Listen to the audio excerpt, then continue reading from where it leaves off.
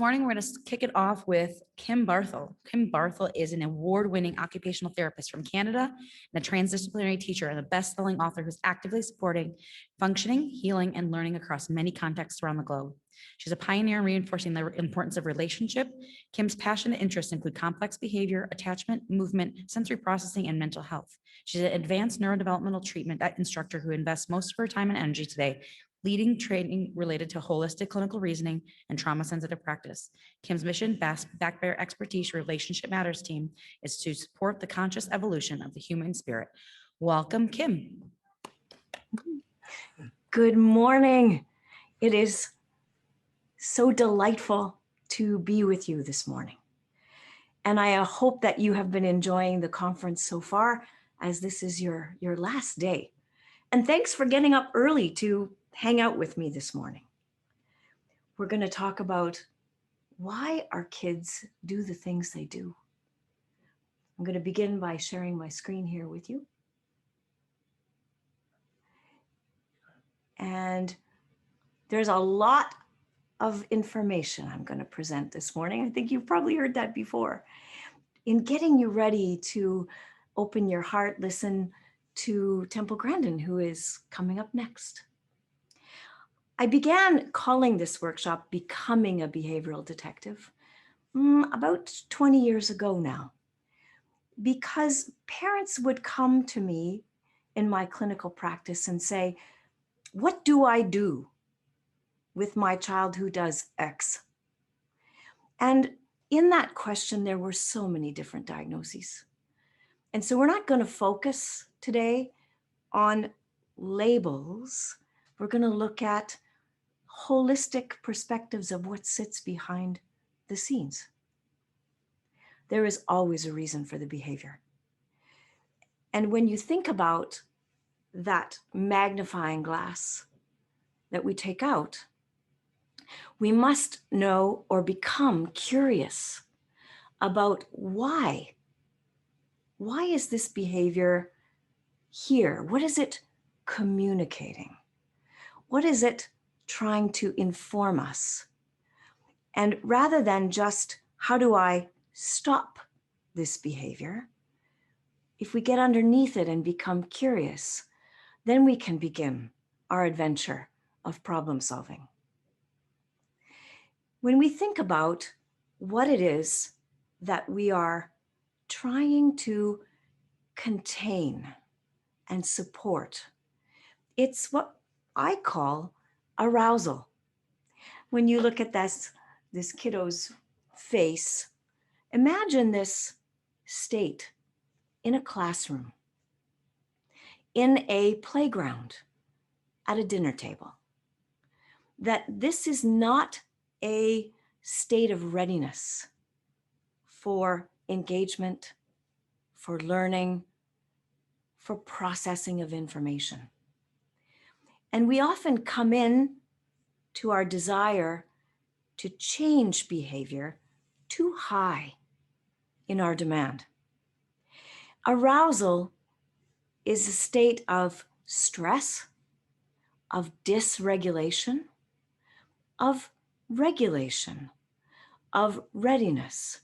And it's a bandwidth of neurological body readiness to engage in the world. When I think about arousal, I began my career 37 years ago. And in that era, 37 years ago, my microscope was on sensory processing. How does the brain take in information? And how does it make sense out of it and put it into an integrated whole experience so that the child, adult, can function in the world? And in that era, things like the fluffies in your socks, the elastic in your underwear, the sound of people chewing, this was unknown and an odd contribution to the challenges that contributed to this state of fight, flight, and freeze. Later in my career, I began working with kids who experienced significant adversity, developmental trauma. And it began to show me how emotion and emotional dysregulation caused by experiences can also look very similar to the dysregulation that we see in behavior in kids with sensory challenges. And this made me confused at first. We also have to remember that in the organization of the circuitry of the way we are designed, the bottom of our brain flows information up to the top, and the top of our brain flows information back down to the bottom. And it's circular and interactive. And anywhere along the way, there is an interruption in that circuitry. There may be difficulties in processing. So sometimes it's at the top where cognition and executive functions live, and sometimes it's at the bottom, and sometimes it's throughout the organization of the nervous system. Sometimes our kids look like this. They can't hold themselves up against gravity. Their energy in their brain and their body is low, and it's hard for them to access enough oomph within themselves to just participate in functions that you and I take for granted. This little guy, he is intent on printing, and yet he can't do that unless he is leaning on the table, holding his body up against gravity with full support. And some of our kids, I say kids, but this extends into adults. Some of the people we support, they use all of their thinking brain to do things that the automatic brainstem should do.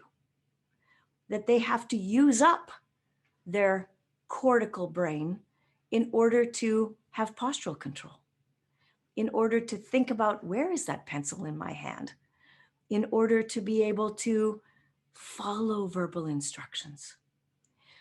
So we delegate functions to parts of our brain that might otherwise not need to have that function. My husband told a story the other day of he thinks of sensation, cognition, and emotion as three friends walking through the woods, holding hands. And you can only go as fast as the slowest member. And when one of those three parts isn't working well, the other two have to increase in their contribution to make it through that journey. So we draw from sensory, cognitive, emotional resources in order to accomplish the things that we need to do to get through the woods. Sometimes our kids have too much energy. And too much energy can happen for a large number of reasons. Sometimes high energy states are actually adrenaline, cortisol, which are stress chemicals. You can be frenetic and disorganized because you're dealing with too much. Or you can be high energy because you are trying to what we call up-regulate, generate more chemistry in your brain. It's so interesting how we are designed. Our being is always looking for ways to be its best self. We might move our body, we might rock our body, we might play with our hands, we might engage in what are often called stims, not my favorite word, regulatory behaviors that the brain contributes to, generates, in order for the chemistry in that person's brain to become optimized. I'm doing it right now as I'm standing here. It's 7 o'clock in the morning, and I started with a little bit of espresso in my coffee cup, and I can shift my weight back and forth. The espresso is a little bit of an upregulator, wake me up. And, I can't see you, so I have to imagine you in my mind, and that's a little bit stressful for me. So I also need to downregulate pieces of myself. And so putting my hands together in the middle of my body, shifting my weight side to side, these are self-consoling aspects of my being that allow me to stay in the middle, to be able to think, to be able to connect. And so my self-consoling behaviors are not so obvious. It would be different if my movements were a little bit more dramatic. You might find that distracting, but they might have the same function, just a little bit more obvious for the outside eye to perceive. So we can't just say, this kid needs to burn off energy, or this kid is not able to inhibit his high energy. We have to become a better detective in deepening our understanding of what is really happening for this kid. Sometimes in wide varieties of neurogenetic challenges, the sensory systems are an issue. The way that the neural networks line up together embryologically, the way the brain is designed, is part of that highway, that freeway of how sound, taste, touch, smell, movement, vision is all put together as a holistic experience, so that I see and experience the world in a way that feels safe and comfortable. In this image, you can see this kiddo is not comfortable. His face shows us, I need to withdraw from the world. There's a shutting down, a tuning out. Many kids cover their ears, but it doesn't necessarily mean that they are sensitive to sound. It may, in fact, mean I'm sensitive to everything. I just want to turn down the intensity of it all. I want to show you a wee clip from a very dear video to me that is provided by the National Autistic Society of the UK. And although I recognize that the Moving Mountains Conference is not about autism, this is an exceptional example of what it is like to live inside a sensory dysregulated experience. This young man gets to visit them all.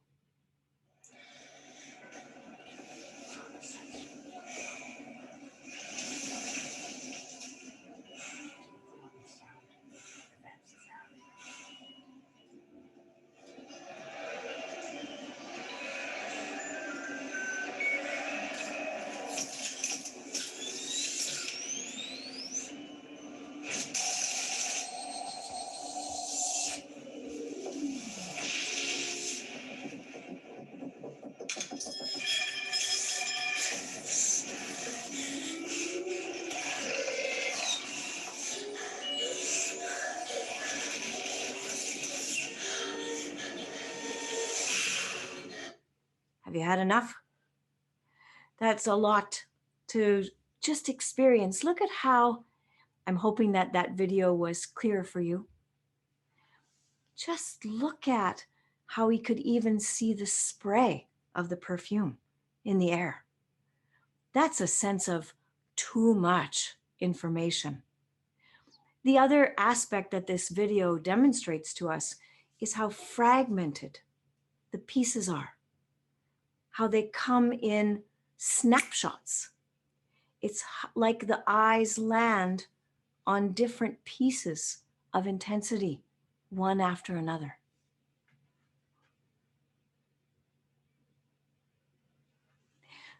When we become a detective of the sensory systems, we get to watch. We watch what we call contingencies. And you see patterns. My kid shows up with distress when there are particular sounds or particular touches or particular foods, or my child loves to touch particular things or move in a certain way. These are behaviors that parents begin to notice, and they become patterns across time. And that's how we begin to say, I think the sensory systems are tricky for my kiddo. Now let's talk about emotion. Emotion and sensation are always tied together. Many years ago, I had the opportunity to listen to a rock star in the neuroscience world named Joseph Ledoux. And he came up to the podium at the audience and he said, the question, is it sensory or is it behavior? This is a question we ask often. And he said, in his view, according to the brain, this is an uncomfortable question because every sensory experience is tagged with emotional chemistry. There is an emotion for every sensation. And every sensory experience that has an emotional experience, and every emotion has an embodied sensation. They're not separate. I'll just think about the structure we call the amygdala, this tiny little structure deep inside your brain. What it's like is a conveyor belt at the airport or in a factory. And every sensation passes along this conveyor belt in the amygdala and is tagged, like with a stamp, as either dangerous or safe, with the chemistry of, this is something you should pay attention to. It's new, it's potentially dangerous, or it is irrelevant and not threatening and nothing that I have to think about or worry about.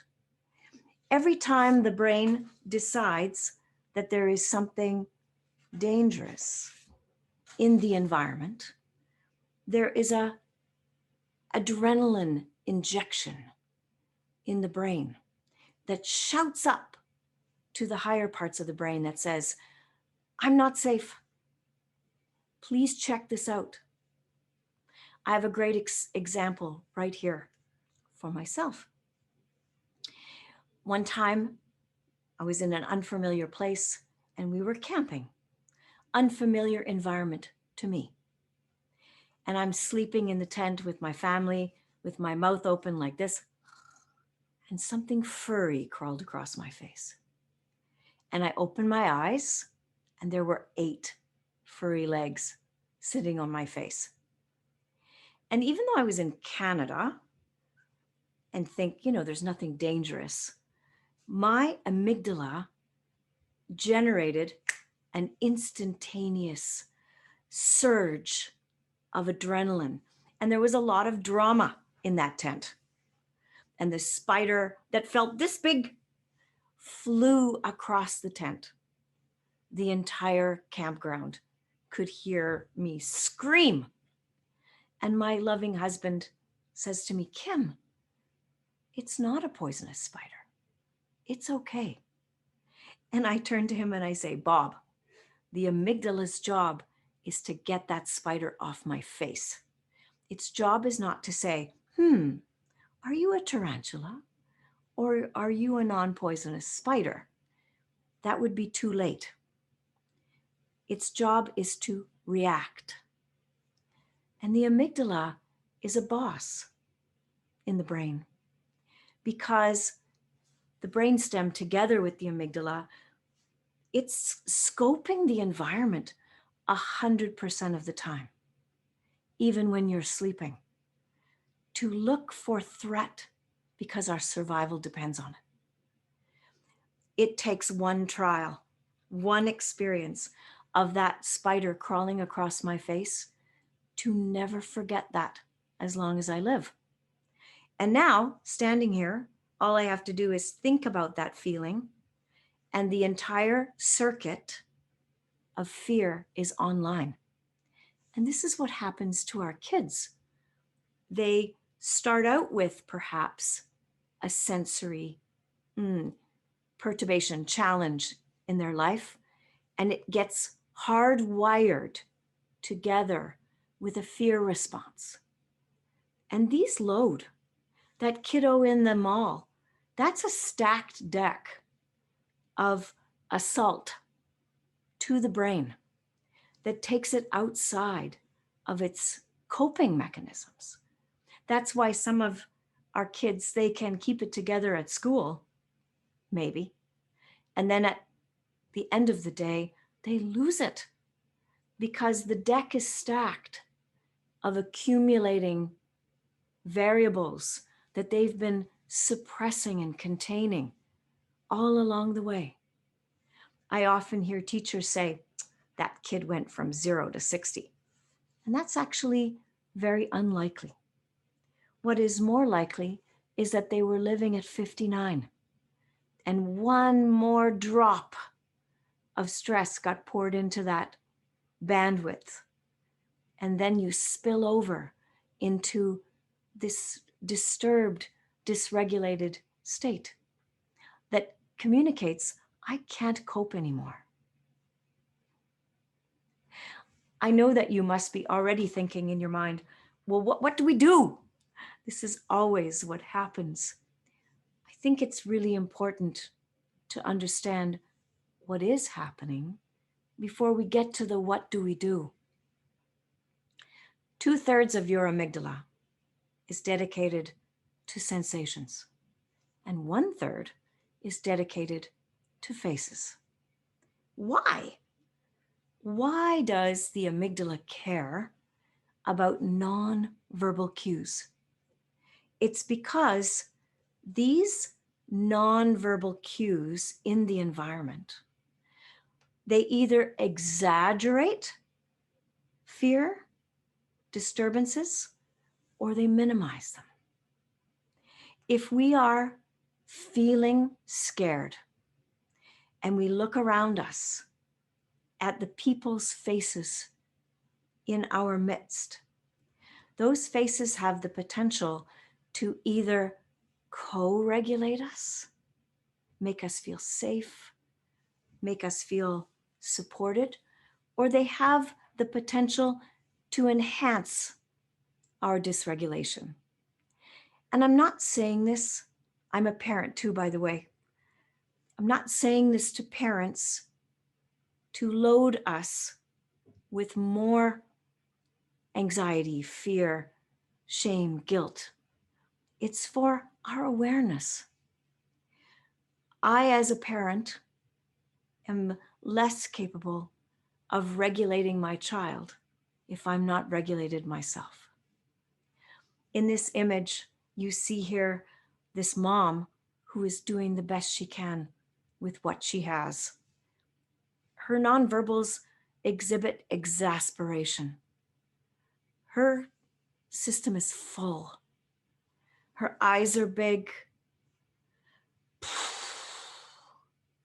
And look at baby. This is just a snapshot, but baby is turned away in avoidance. They're disconnected. And so mom's state here is adding to the overall picture of variables that contribute to that load of dysregulation.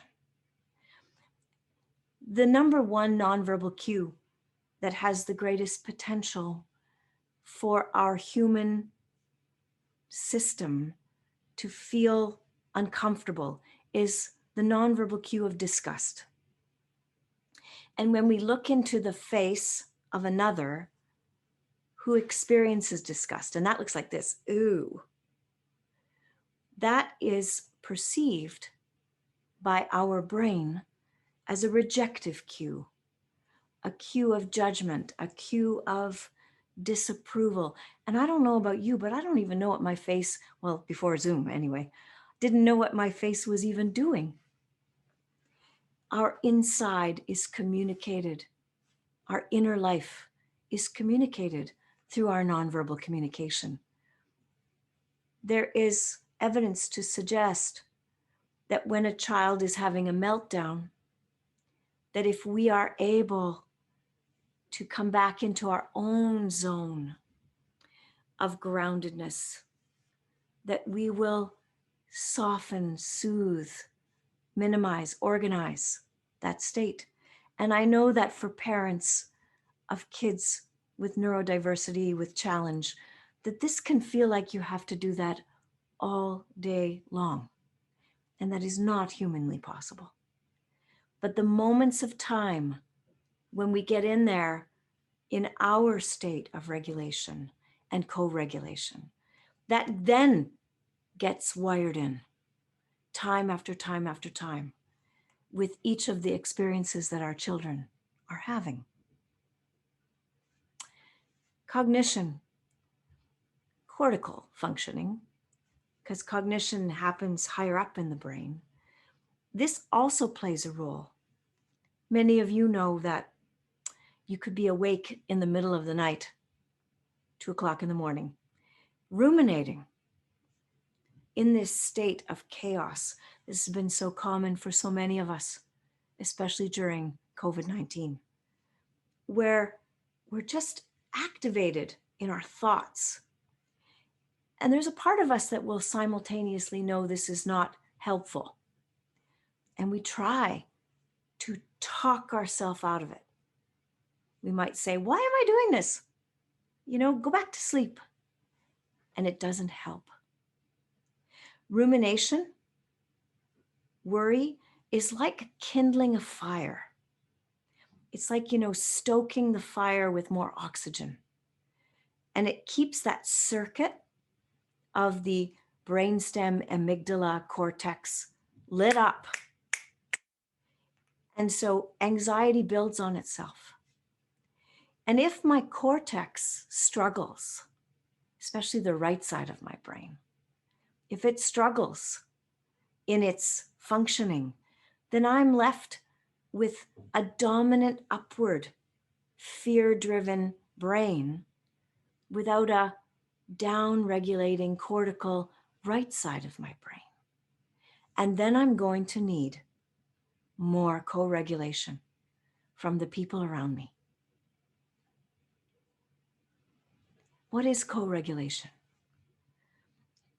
What is so magical about this is that there is in us a wiring for connection. We are designed to feel connected. When someone puts their mind in our mind, even for a moment, the right side of our brain lights up like a light bulb. And that light bulb is filled with a neurochemical, oxytocin. And that oxytocin is the antidote to stress. The amygdala has an abundance of oxytocin suction cups in it, receptor sites.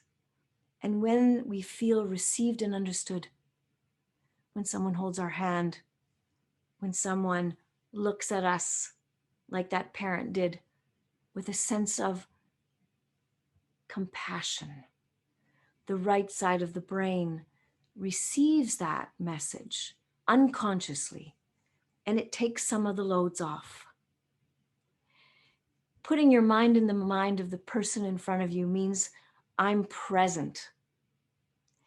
And this isn't always possible, but in the moments when it is, there's already a settling to that kindling because it validates your experience. It says, I'm with you. I'm with you in your suffering. We know that I've only got a short time with you today, so now I'm going to run through some suggestions of intervention. And we know that sensation, cognition, and emotion means that I need strategies in these three realms. It's not one thing. I think that's often the challenge for parents when you go to the a la carte menu of what should I do? The answer is many things. Each individual person needs their own soup, their own cocktail of a formula of what works best for them. And this is the hard part when you are on your journey of seeking intervention. Relationship is intervention. When you look at this image, look at the mutual delight between the caregiver and the child. There's this lit up state of we are with each other. There's a back and forth, serve and return. And this is called attachment, connection, co-regulation. And it is the beginning of self-regulation. As I have someone hold space for me as a child, time and time again, I learned to do this for myself. We also need to think about sensory interventions. What kind of things can we do to help that child experience sensations differently? We have a saying in occupational therapy, when in doubt, use deep pressure. And deep pressure touch is that sense of, for some, a squeeze. Hey, we've been deprived of this a lot in the last 16 months. And deep pressure touch has been shown to increase our loads in the nervous system and in the body. By the way, you have more neurochemicals in your gut than you do in your brain. So we can't just say your brain. Serotonin. When I think about Temple Grandin and her hug machine, serotonin, deep pressure touch, actually shifts the neurochemistry in our being to give more modulatory chemistry so that we have a bigger bandwidth of what we can tolerate. Containment spaces, spaces that make me feel safe, places that give me a sense sometimes of this is where my body begins and where it ends. When you think about the boy walking through the mall, it looked like he was at one with the world around him. And his body wasn't a reference for him. He didn't have the whole picture of this is me and this is not me. And so many of our kids need physical environmental spaces that give them an edge as to where they begin and where they end. Movement. We call it the vestibular system. And this lies inside your inner ear and says, this is where I am in space. Am I upside down? Am I right side up? Am I moving? Am I still? How far off the ground am I? And this is our most primal sensory system. And when it doesn't work well, everything else is hard. We feel disembodied. That's such a hard word to imagine. Floaty, not connected to ourselves. And the vestibular system plays a large role in cognition. It has a a big job in helping us understand time and space. First this, then that. It's a calibrator. How far am I away from that object? What just happened and what is happening next? So movement, and so many of our kids struggle with movement. Their bodies don't move well. And so they're going to need us to think about, how do I understand? Do you like movement? Do you dislike movement? Do you need more movement? Do you need more containment? This is part of the detective work. Heavy work. Sometimes. One of the sayings that I have that is irritating, especially to therapists, is it depends. Because they always want to know, I have this kid that. Is this going to work? And my most famous answer is, it depends. It depends on the individual child. These kids here who are on a hike are getting some load through their joints, load through their muscles. And this is what we call proprioceptive heavy work. And what that does is increase our connection to self. It increases our sense of, I'm in my body, which is where safety is created. Safety is created in the body. Now, if I have hyperextensible joints, or if I'm really floppy in my muscles, this is going to be tricky to have this much load, but I still may need some load, heavier than my own body. Remember that movement is the fastest path to changing the channel on my mood, on my state of arousal, and touch together with movement. So if I've got that deep pressure touch as a soothing, modulating experience, and I'm simultaneously moving. Movement does not have to be jumping like this image. It can be swaying. It can be rocking. It can be moving my head. These are fast, quick shifts into neurochemical shift of regulation. And this is why our kids often do the things that they do, is their brain is looking for this to be easier for them. Sound. Inside your middle ear, there's a tremendous amount of convergence of neural networks that come from the cranial nerves. And here you can dampen the overall arousal system. It's like a meeting point between sensation and emotion. There's a branch here called the vagal branch. The vagus nerve is a powerful nerve that pulls us into a state of greater ease. And how I listen or how I process sound also comes into the arousal system. So I get both from music and sound.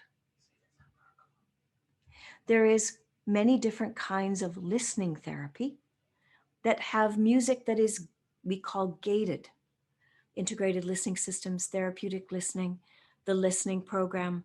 These are examples that give you an intentional listening. The safe and sound protocol heightens our ability to calm. Therapeutic listening may increase our ability to orient. There are different kinds of listening that help the brain become its best self. I know you're going to want to know more about all of these things. Vision. And you know what I know about the genetic syndromes that we're talking about today is that vision is not always easy. Strabismus, diplopia, difficulties with constant nystagmus. These are issues that sometimes happen. It can happen in the muscles, it can happen in the brain, it can happen in the vestibular system. But in the video of the young man that you saw, he saw too much. And it's not that the eyes see too much, it's that the brain sees too much. And so sometimes a colored overlay, somewhat like this, yellow, you get to see it right now, increases contrast. I look pretty odd here. But for some of our kids, this sharpens their capacity to connect to what they're seeing. If you think about Olympic athletes, many of them who do things like skeet shooting or golfing wear yellow glasses for increased accuracy. Blue. Blue is a dampener. It takes out some of the intensity of the environment and can make it easier for kids and adults to cope with too much detail. And red is a powerful filter. Look at what happens to my glasses. That edges become sharper.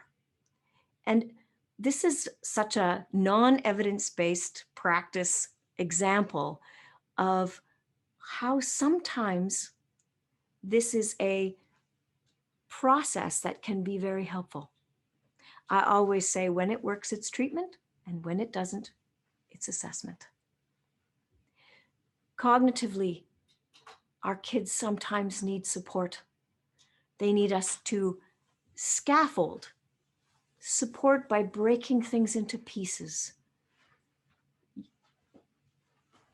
Cognitive interventions, many times our kids are saying, I need help through their behavior. This task is too hard, too much, or too easy.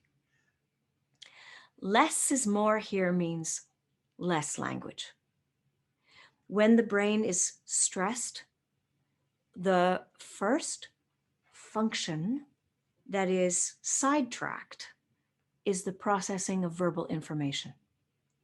It's kind of like no one is home up here to process when I'm stressed.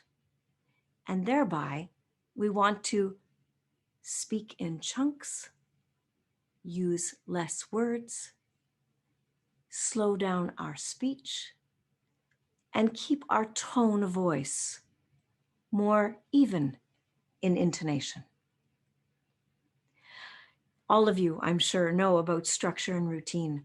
And this pandemic has shown us how much of a variable of safety that is. There's been so much unpredictability. So structure and routine is not just for cognitive making sense. It's also for safety of emotion.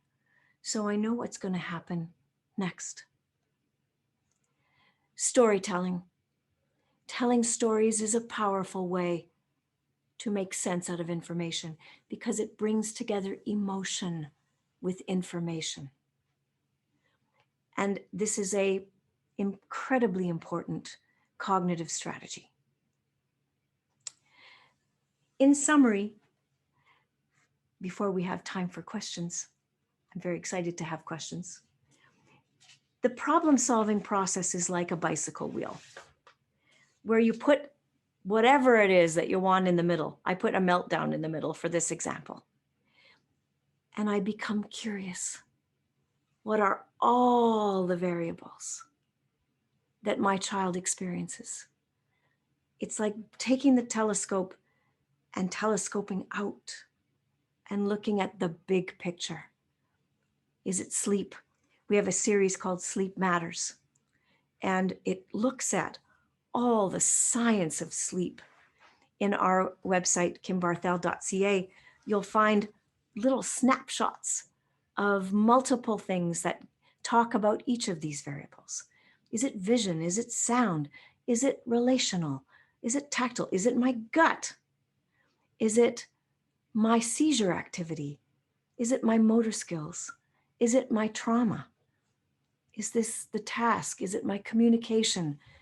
And all of these pieces are part of the detective work.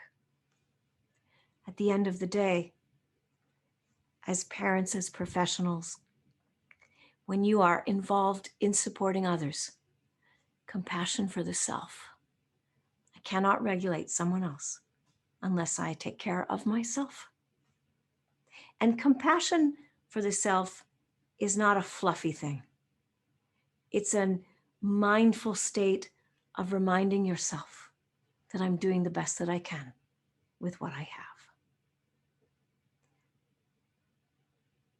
So please come and visit us at kimbarthel.ca. I say us because we are a team.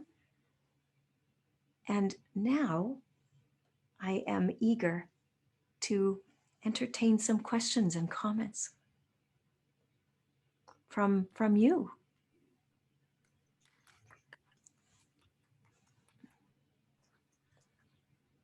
All right, thank you so much. That was really, really wonderful.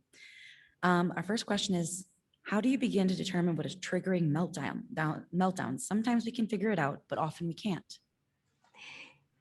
Absolutely. And finding the trigger sometimes is like chasing your tail. It can just keep you stuck because it comes from a I need to fix it mode. And ironically, if I can step out of I need this to be done into a present available state, that allows the behavior to have you as a present container. I know, I'll give you an example. I was in a grocery store with a client and we were grocery shopping. He was 8. And he decided, I'm going to have every box of cereal on the cereal aisle in the cart. And so he's taking all these cereal boxes off the shelf. And I say, no, this is not going to be something we're going to do today. And he goes into an absolute meltdown in the middle of the grocery store. And he lies on the floor and he's screaming. And you can imagine, because many of you have had this experience, people come running. One lady asked me, should I call child protection? And what happened for me was I came back into myself and I laid down on the grocery store floor beside this kid. And I took a deep breath. And we're side by side, and I look up at the ceiling and I said, what's happening up there? You know, you're looking at the ceiling, and I know you're really mad right now. And he turned and he looked at me like, you must be taking some drug because you're lying on the floor here with me. And he got up off the floor and he gave me his hand and helped me up off the floor.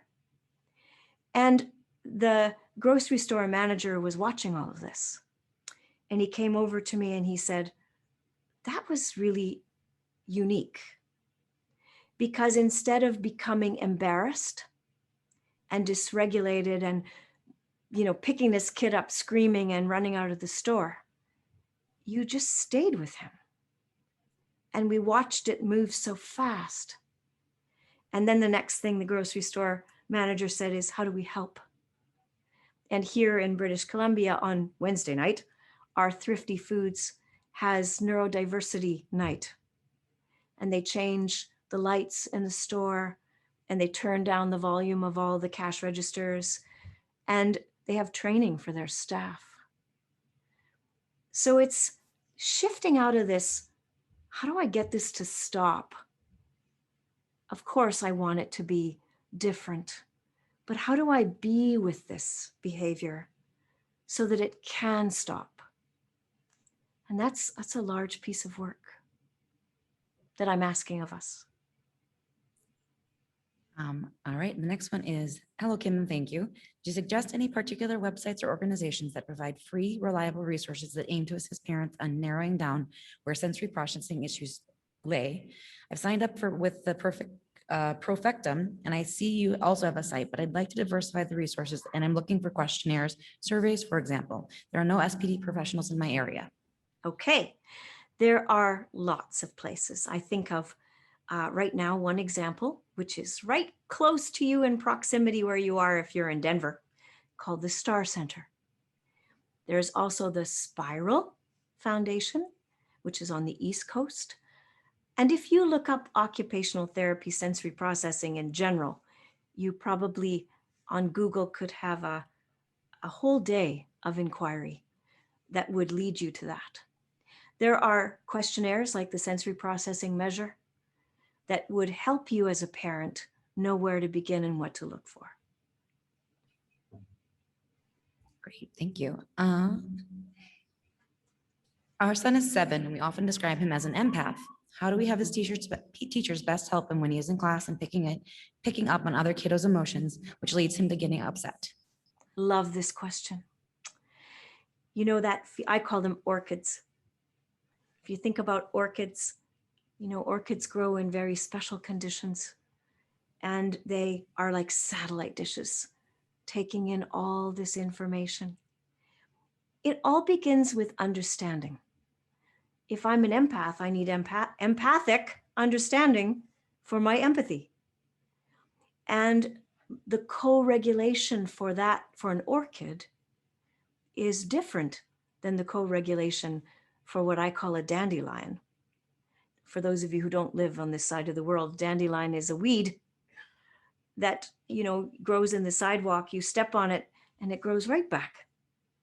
Whereas orchids, they are more tender.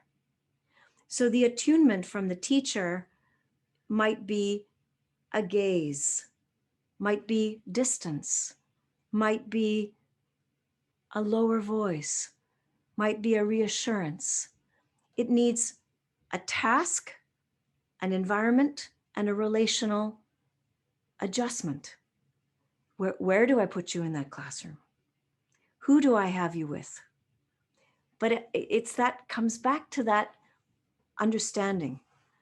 I think my life's mission is to make people make sense of this information. And so as a parent, unfortunately, your advocacy part of your role is to help people make sense out of your child. I hope that helps. Wonderful. My daughter sticks her fingers in her eyes and nose until the second knuckle. It obviously soothes her. Have you seen this before, and what could be causing it? Definitely, I've seen this before. And my answer is going to be, it depends. But sometimes what kids do when they put their fingers into their eyes is that if they have visual related challenges, you generate a visual image through pressure on the eyeball. It's like an after image, and it can control what I see. It's like seeing stars or colors. And if I'm seeing too much or too little, this can at least be a sense of predictability. The other aspect to vision and rubbing the eyes is there's a tremendous amount of proprioception in the eyes and the nose. Oh, there's a lot of proprioception in the nose. By the way, the nose is in the midline. All of the structures in the midline, the nose, the mouth, the genitals, our hands in midline. These are primary sites for self-regulation and soothing. And they have more representation in the sensory motor strip in the brain to give us a greater degree of serotonin. So yes, I have seen this before. And it doesn't mean that I need to give the child a soothing mechanism through the way that they do it for themselves.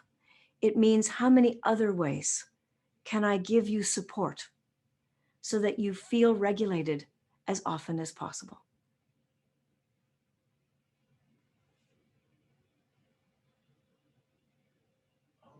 Uh-oh. My microphone. Oh, there's back. Okay, thanks. My daughter.